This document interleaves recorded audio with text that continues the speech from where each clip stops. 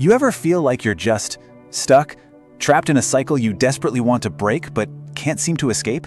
Well, today, we're going to walk through a really powerful way to think about finding freedom. This isn't a lecture, it's more of a journey. So, let's dive in. So, let me tell you about this guy, Stephen. Stephen is someone who genuinely wants to live a life that honors God. A life full of peace and purpose. But this quote, this is his reality. No matter what he tries, he always ends up right back here, feeling trapped, totally frustrated, and just wondering if real change is even possible for him. And look, Stephen's struggle isn't some unique problem nobody else has. It's an incredibly common, really human battle. He's tried everything you can think of, more self-discipline, accountability software, just gritting his teeth with sheer willpower, but nothing seems to stick for long. And this really sets up the core problem we're going to unpack. Why do our best efforts so often fall short? You can almost see the hamster wheel here, can't you? It always starts with this genuine, burning desire to change. He means it every single time. But then, life happens. A stressful day at work, a sudden wave of loneliness, and that pressure just builds. It leads to giving in, and then immediately, boom, that spiral of guilt and shame kicks in, trapping him right back where he started. And this is such a perfect way to put it. Trying to just stop the behavior with willpower is literally like trying to patch a cracking dam with a roll of tape. Sure, you might hold back the water for a minute, but you're not doing anything about the massive pressure building up on the other side. The root of the problem is still there, completely untouched. And this right here is the game changer. This is the big aha moment for Stephen. He started to realize that the problem was never really about the lust itself. The lust was just a symptom, like a flashing check engine light on the dashboard of his soul, screaming that something much, much deeper was wrong. Okay, so if lust is just the symptom, then what's the actual disease, right?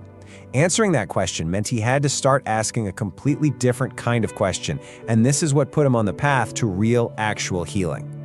So instead of just beating himself up all the time saying, "I'm so weak, I'm just sinful," he completely shifted his perspective. He stopped blaming himself for the behavior and started asking with genuine curiosity, okay, what is my soul actually crying out for right now? What is this deep unmet need that's driving me to do this? And when he really started to dig in and look back, it all started to click. You see, he grew up in a home where love always felt like it had strings attached. His parents were there, but they were emotionally distant, so he learned really early on that to feel valued, he had to perform, he had to achieve. But even as a successful adult, that deep inner emptiness never went away. He was just trying to fill that void with fleeting pleasures. This redefinition changes everything. Lust wasn't a battle to be won anymore. It became a signal to be understood. It was his soul's way of screaming for the things it was truly starved of: real love, genuine connection, affirmation, and a sense of security that didn't just disappear if he messed up. All right, so Stephen identified the missing piece. That's a huge first step. But that leads to the next and honestly even harder question. If what he really needs is all this stuff, love, connection, security, how does he actually find that in God? And let's be real, this wasn't an easy step. When Stephen first tried to pray about this, he mostly just felt silence. He'd read scripture, but the words felt kind of flat. He even started to wonder if God really cared about his struggle. And that feeling of distance, it's a very real hurdle on this journey for so many people. The breakthrough really came when he started to see this internal battle playing out in his mind. On one side, you've got these condemning lies whispering, "You'll never be free. You're too far gone." But on the other, you have these powerful, liberating promises from God. He realized he had to make a conscious choice every single day about which voice he was going to listen to and believe. And this wasn't just some abstract mental exercise.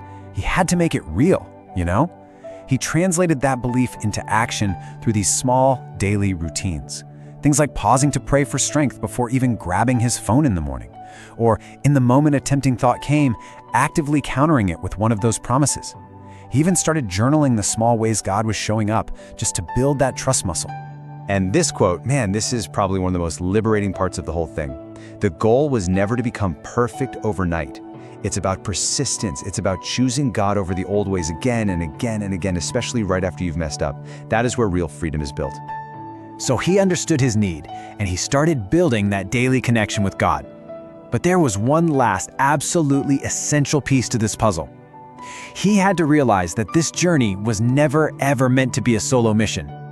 Opening up about this kind of struggle is terrifying. I mean, the fear of being judged is very, very real. But here's the thing we have to remember. Lust absolutely thrives in secrecy and isolation. Shame grows in the dark.